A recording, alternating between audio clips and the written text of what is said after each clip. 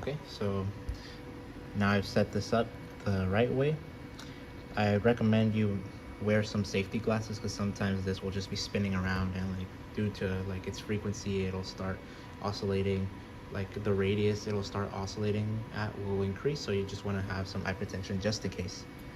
Fortunately for me, it hasn't gotten to that point, but just in case, you know. Okay, so once this is all set up like that, we'll go ahead and start the machine, and it'll start spinning like that.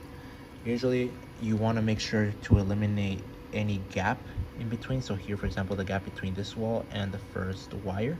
So what you can do is either push this to the side, like continually pause it from time to time and push it to the side. Or what I like to do is I'll start the machine, and as it's running, I'll apply some force here. Try to make sure that there's no gap in between.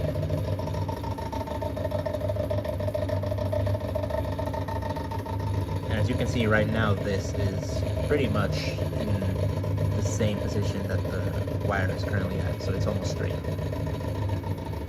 So as it's approaching here, you want to let go of this. And at the moment you see the first like overlap in wire here, you usually want to apply varnish. Some people apply varnish on the very last layer, but on some YouTube videos that I've seen, some people recommend adding varnish to the first layer, and then every odd number of layers, and then the very last layer. So here I have some varnish that I got from McMaster. This is electrically insulating varnish. It's supposed to be a quick dry, so that's good. So here we're gonna go ahead and apply a little bit. Or should I say a lot, actually? Yeah, it doesn't really matter, just as long as you make sure everything's covered. So then I start the machine a little bit and then pause it just to flip this around and make sure I put more varnish all over it. And I start it again and pause it. And once you feel you've gotten all parts of it covered with varnish, you're gonna go ahead and start the machine, like resume it, make sure that it goes.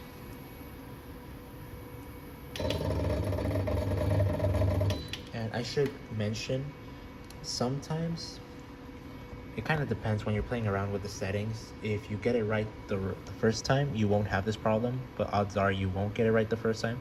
So when this is not aligned with the coil here, you'll notice some gaps starting to form here at the edges. So what you can do is, once you reach the edge, pause if you see a gap, and then just try to correct it by pushing it to the side.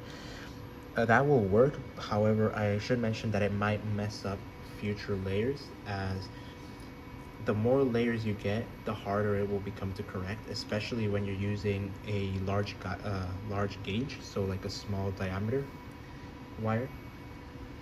So yeah, so definitely it all comes down to the settings that you input and just doing trial and error until you find settings that will work, and will try to minimize like the total number of gaps that you get in the first couple of layers. So we're gonna resume the machine.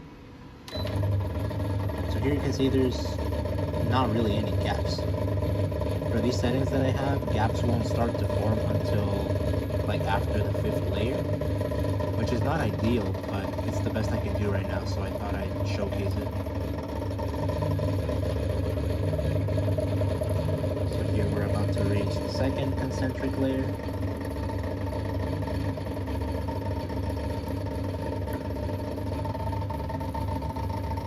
So yeah, as you can see, the settings I have right now are good enough to the point where even at the start of the 3rd layer, there's no gap. Well, some of you might say there's a little gap right there, but it's not big enough to be, like to affect the whole thing. As long as the gap is significantly smaller than the diameter of the wire. So here, as we're moving on to the 3rd layer, we're gonna go ahead and pause as soon as there's that first like little overlap. And the reason why I pause here is because I mentioned we're applying varnish to also every odd number of layer. I'm gonna apply apply some varnish here.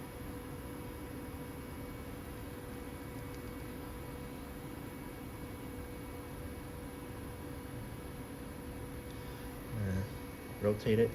Apply some more.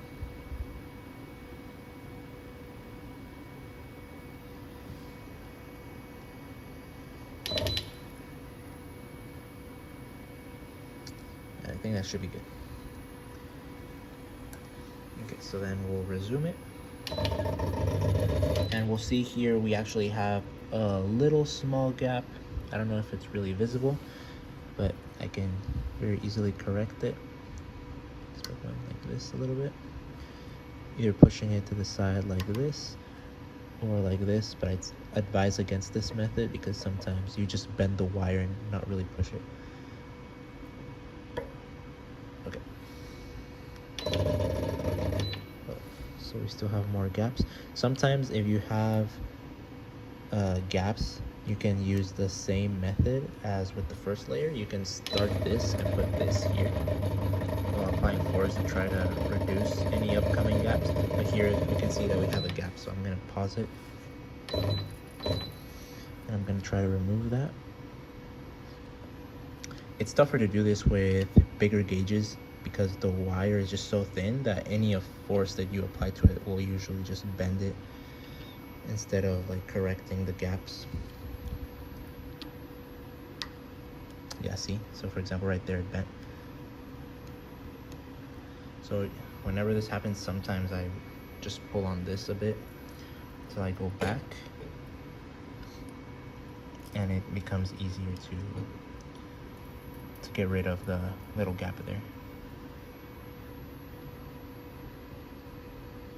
Also, the fact that we applied varnish makes it a little tougher, but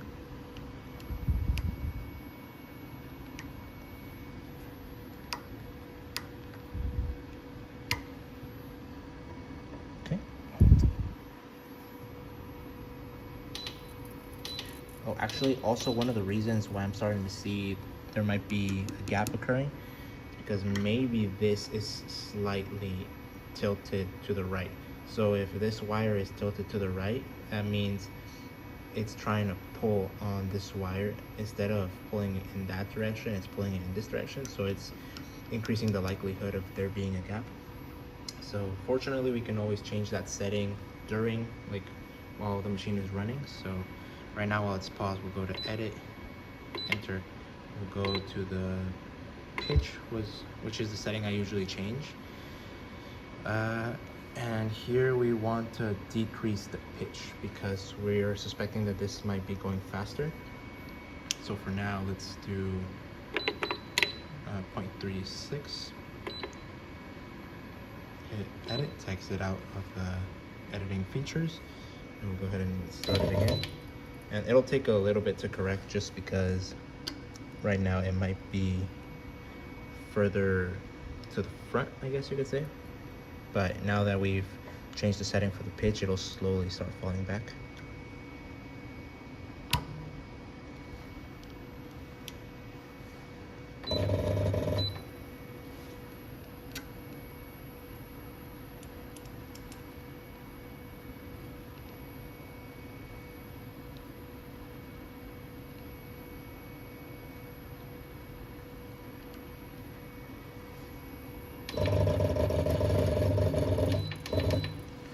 But yeah, it's really difficult to try to showcase this while I'm trying to film with one hand.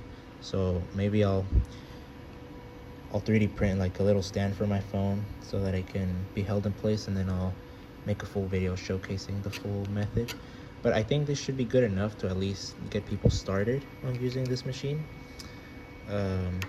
Yeah, if you guys have any questions, well, you guys know where to find me.